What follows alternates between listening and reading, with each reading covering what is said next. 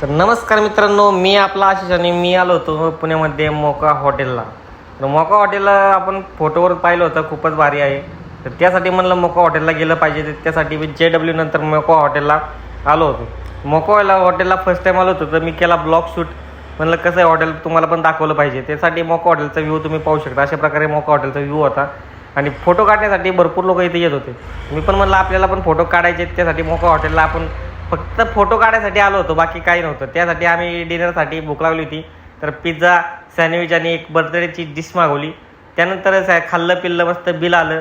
नंतर आमचा शेजारीचा आदित्य भाऊ बसला होता. आदित्य भाऊला म्हणलं, भाऊ बिल बघून घे किती आलं काय आलं आणि भरून टाक. त्यानंतर मी म्हणलं तोवरपर्यंत आपण फोटो काढू. फोटो काढले मस्त.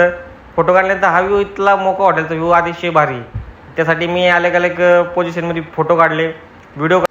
त्यानंतर इनडोअर आउटडोअर पण भारी फोटो काढण्यासाठी खूपच भारी होतं आणि हॉटेलमधला व्ह्यू तर खूपच भारी होता. त्यामुळं हॉटेलमध्ये आम्ही पूर्ण 1 तास घालवला. खाल्लं पिल्लं त्यानंतर आम्ही बाहेर पडलो.